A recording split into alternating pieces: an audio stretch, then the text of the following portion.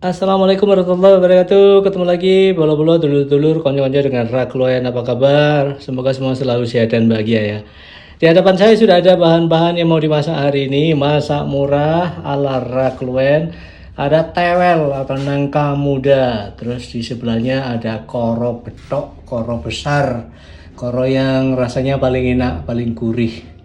Terus di sebelahnya ada bumbu-bumbu, kunyit, lengkuas, bawang merah, bawang putih, dan cabai. Jangan lupa karena nanti yang mau dibuat adalah lodeh. Tentu saja harus ada santan. Lodeh pedas, tewel, dan koro betok siap untuk dibuat. Alhamdulillahirrahmanirrahim. Di hadapan saya, bahan-bahan yang sudah saya sebutkan tadi segera akan dikerjakan. Di tangan saya sudah ada semangkok tewel atau nangka muda. Ini beli harganya hanya Rp3.000. Sudah dipotong-potong, dikupas dan dibersihkan oleh yang jual, pinter, keren. Bisa saja beli yang utuh, tapi nanti akan jadi lebih ribet karena harus mengupas sendiri dengan tangan berlepotan getah. Kalau saya sih mending beli yang sudah siap dimasak seperti ini, lebih praktis dan menghemat waktu. Ya, 3.000 saja, murah banget. Ini kalau melihat potongannya, nangkanya masih muda dan sangat enak nanti untuk dimasak. Belum terlalu tua, melihat ini ya, antara bagian tengahnya dengan dagingnya ini terdekat banget, otomatis bisa diperkirakan bahwa satu buah utuh itu kecil, masih muda banget. Alhamdulillah. Terus koro betok ini tangewu. Koro betok ini memang agak mahal dibanding jenis koro-koro yang lain, kacang koro yang lain. Ini lebih besar dan rasanya lebih gurih. Terus kalau mau dipakai jadi marning itu lebih enak. Mungkin yang biasa sering konyo-konyo dulu temui di toko-toko itu yang sudah dalam bentuk marning itu yang biasanya ada kulitnya, biasanya masih ada kulitnya, itu semacam itu. Memang enak banget kalau sudah di sayur, wah luar biasa. Kalau yang kecil-kecil enak juga, cuman saya lebih suka yang ini. Dan harganya lebih mahal, segini Rp4.000. Tapi sama ini petangnya ya murah saja nih. Tinggal piro. Ya. Terus santan ini dari kelapa yang tadi dibeli hanya Rp2.000. Seperti yang sudah saya ceritakan pada video-video terdahulu, saya selalu membeli yang sudah dalam bentuk parutan. Langsung ke penjualnya, minta beli Rp2.000, Rp3.000, terserah berapapun, nanti akan dilayani, diparutkan sesuai dengan harga belinya. Di rumah tinggal meres. Semakin praktis, semakin kesini, zaman semakin berkembang dan cara penjual untuk bisa mempermudah pembeli makin keren sekarang ya. Ini bumbu-bumbu seperti biasa, bumbu-bumbu wajib selalu ada bawang merah, bawang putih, cabai, lengkuas kalau yang dimasak memang membutuhkan lengkuas. Dan hari ini melibatkan lagi kunyit. Ada yang dimasak tewel, lodeh tewel melibatkan kunyit. Dengan kehadiran kunyit ini aromanya akan berbeda dibanding masakan-masakan sebelumnya ya. Dimulai saja memasak, membuat lodeh pedas, tewel, dan koro betok. Saya bertugas memotong-motong tewel. Ini sebagian dari kulit luarnya saya kurangi. Sebenarnya tidak apa-apa, cuman lebih seret lagi ini saya kurangi biar kelihatan lebih bersih. Jadi cirinya apa? Ketika masih ada kelihatan pori-porinya begini, berarti perlu dibersihkan lagi, perlu dikupas sedikit lagi. Bagian tengahnya memang ada sebagian orang yang mau juga menggunakan bagian tengahnya karena sebenarnya ini enak banget. Tapi kalau memang tidak terbiasa bisa dipotong, dihilangkan sekalian atau dikurangi seperti ini ya, nggak apa-apa. Ini sudah pernah membuktikan bahwa ini enak, tapi tidak dipakai seluruhnya oleh penjualnya, sudah dihilangkan sebagian ya. Jadi tergantung selera saja. Kalau memang terbiasa menggunakan hatinya, ini silakan pakai. Kalau tidak, buang. Selesai. Siap merebus tewel dan koro betok, dan di sebelah siap menggoreng bumbu. Tuang minyak goreng secukupnya. Ini bumbu yang sudah dipotong-potong, langsung saya goreng.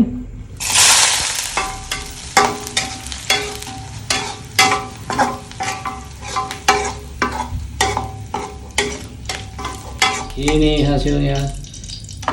Saya masukkan koro betok ke dalam panci berisi air yang mendidih. Tutup. Saya pakai dua panci. Yang pertama untuk merebus koro betok, terus yang kedua ini baru mendidih adalah panci untuk merebus tewel. Saya masukkan sekarang. Bismillah.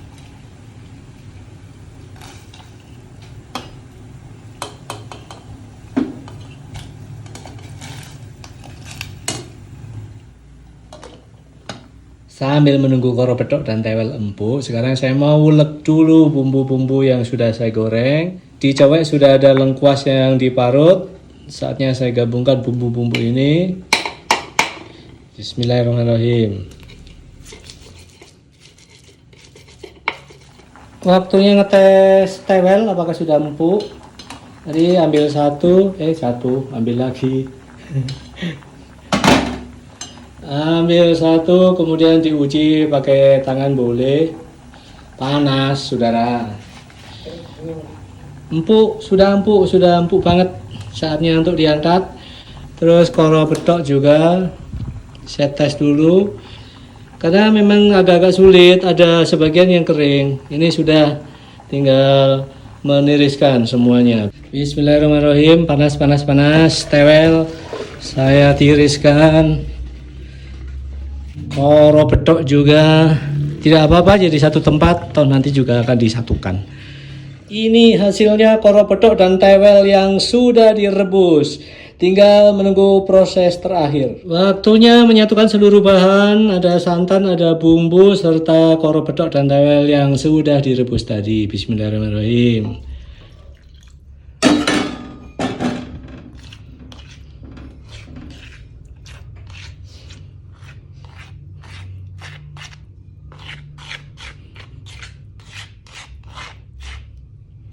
Sor.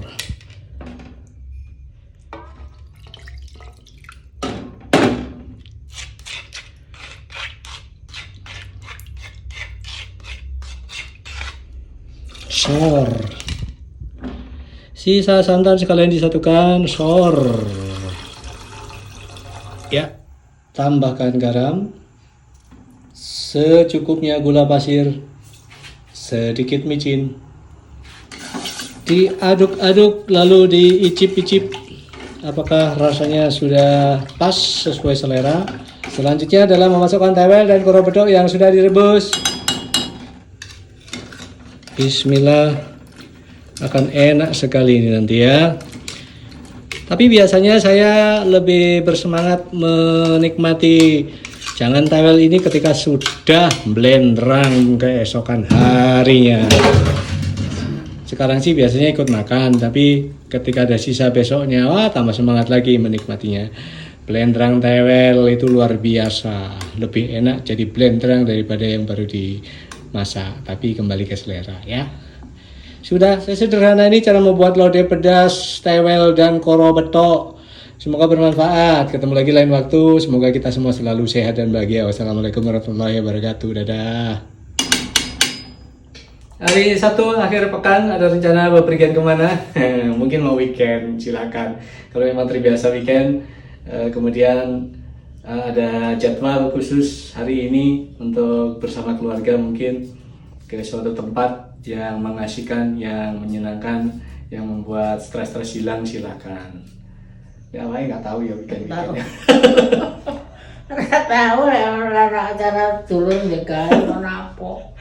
Atau lu kas kepingin rumah. Tidak ada jadwal khusus untuk bepergian ke suatu tempat untuk rekreasi bersenang-senang gitu, tidak. Ya tahu sendiri, karena memang sejak dulu kondisi keluarga juga tidak memungkinkan untuk dibuat rekreasi. Jangankan rekreasi, lawang untuk makan sehari-hari saja juga masih harus ditata gitu ya, dibagi-bagi begitu. Ya nggak masalah. Ketika tiba-tiba suatu hari mungkin ada acara ke mana gitu ya untuk menjenguk keluarga yang sakit atau takziah, itu juga salah satu cara untuk bisa dinikmati juga sebagai bentuk rekreasi. Intinya kan lungo no ayo. Ya lungo. Ya kepingin lungo. Perlu nih. Ya nggak apa-apa dia adem-adem hati ya wes gitu. Anggap aja lagi rekreasi gitu ya. Naik mobil kemana gitu ya.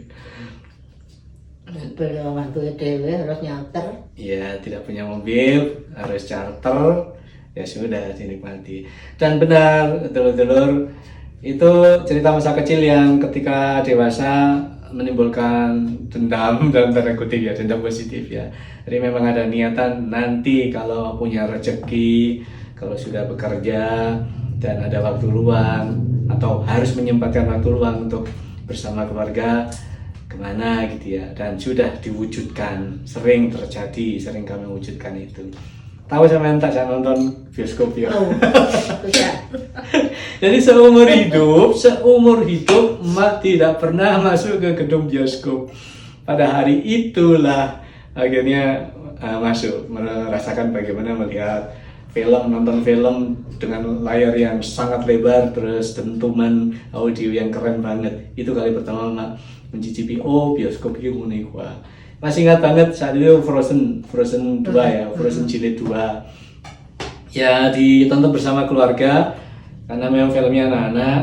Terus saya juga sempat menjanjikan kepada bocil-bocil untuk menonton. Jadi pada suatu hari saya menjanjikan kepada bocil-bocil ya, anak-anaknya keponakan, "Duk, Le, nanti kalau ini tayang ayo nonton."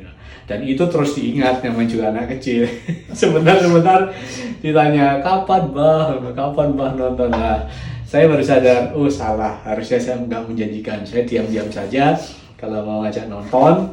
Terus suatu ketika tayang filmnya langsung saja diajak, harusnya begitu. Ya alhamdulillah ketika film ditayangkan ada kesempatan.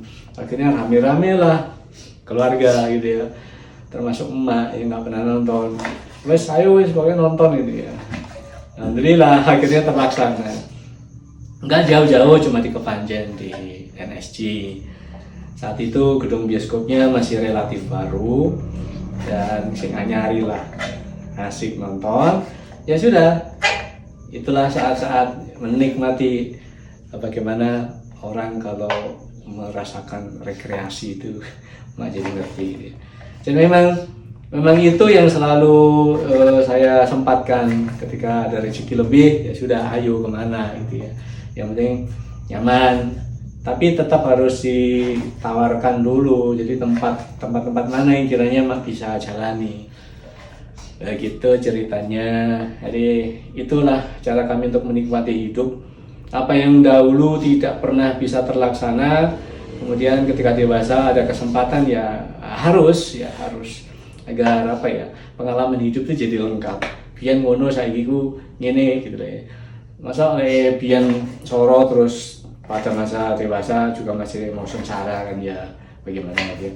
Minimal mencicipi walaupun itu tidak menjadi agenda setiap pekan untuk selalu dilaksanakan, seenggak-enggaknya bisa mengalami ngono rekreasi. Ya alhamdulillah, walaupun kendaraan ini digunakan adalah kendaraan sewaan karena memang sampai hari ini tidak punya mobil. Siapa tahu rezeki ke depan memberi kesempatan kepada kami untuk punya dan bisa kemana-mana tanpa harus charter mobil. Tapi ini sudah sangat bersyukur banget. Dalam posisi apa adanya kami masih bisa melaksanakan hal-hal yang pada masa lalu tidak bisa kami laksanakan. Itu ya, udah